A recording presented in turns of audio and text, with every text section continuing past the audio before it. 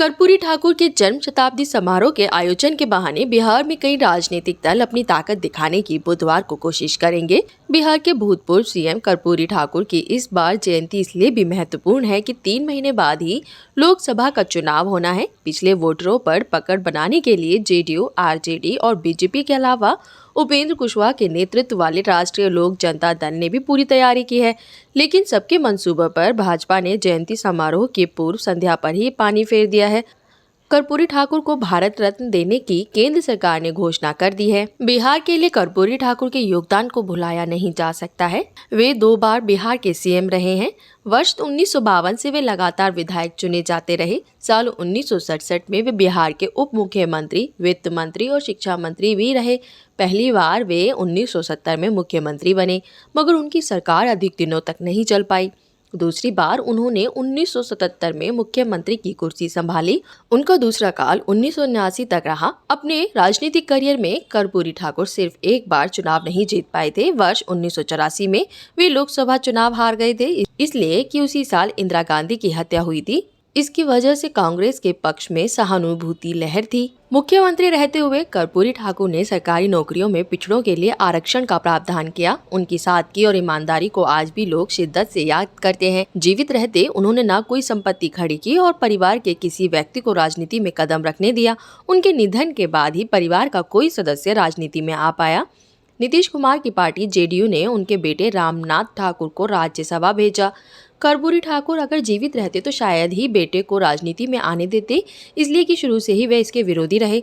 भ्रष्टाचार के वे सख्त विरोधी थे। यह अलग बात है कि आज जिन नेताओं पर भ्रष्टाचार के आरोप है, वे ही अपने को उनका सच्चा अनुयायी साबित करने की प्रयास में जुटे हैं। कर्पूरी ठाकुर अपने राजनीतिक जीवन में विधायक से लेकर मुख्यमंत्री की कुर्सी तक पहुंचे, पर गांव के पैतृक मकान के अलावा उनके पास कोई दूसरा मकान नहीं था। गांव में भी उनका पुश्तैनी मकान भी कायदे का नहीं था। आज के अघाई नेता कर्पूरी ठाकुर को भुनाने के लिए जी तोड़ मेहनत कर रहे हैं, पर वे उनकी सादगी और ईमानदारी से जरा भी सीख नहीं लेते। वोट के लिए उन्हें भुनाने की खूब कोशिश हो रही है, पर किसी ने ये नहीं सोचा कि उनके आदर्शों पर थोड़ा भी अमल कर ले। आज किसी को भी ये जानकर आश्चर्य हो सकता है कि बिहार में एक सीएम ऐसा भी रहा जिसने अपने परिवार को इसलिए गांव में रखा कि उसे मिलने वाली तनख्वाह से ये संभव नहीं था। ये बात आज किसी के गले नहीं उतरेगी कि कर्पूरी ठाकुर अपने लंबे राजनीतिक जीवन के बावजूद एक कार तक नहीं खरीद पाए। विधायकों या सांसदों की कौन कहे, आज तो मुखिया तक कार की सवारी करते हैं। सबके पास अपने वाहन हैं। कर्पूरी ठाकुर सीएम बनने पर रिक्शे की सवारी करने में थोड़ा भी संकोच नहीं करते थे। 3 साल पहले आरजेडी सुप्रीमो लालू यादव को जब चारा घोटाले में जमानत मिली तो उन्होंने अपनी पुरानी जीप निकाली और बड़े फक्र से कहा कि कर्पूरी जी को वो इसी जीप में घुमाया करते थे। हालांकि सच ये नहीं है। कहा जाता है कि विधानसभा में लालू और कर्पूरी ठाकुर साथ बैठे थे। किसी काम से कर्पूरी जी को बाहर जाना था, उनके पास वाहन तो था नहीं, इसलिए एक पर्ची लिखकर उन्होंने लालू की ओर बढ़ाई। लालू ने पर्ची पर लिखकर वापस कर दी कि जीप पे पेट्रोल नहीं है, आप खुद क्यों नहीं गाड़ी खरीद लेते। कर्पूरी ठाकुर के निजी सहायक रह चुके वरिष्ठ पत्रकार सुरेंद्र किशोर बताते हैं कि वर्ष 1977 में पटना के कदम कुआं स्थित चरखा समिति भवन में जयप्रकाश नारायण का जन्मदिन मनाया जा रहा था। वहां बड़े समाजवादी नेताओं का जुटान हुआ था।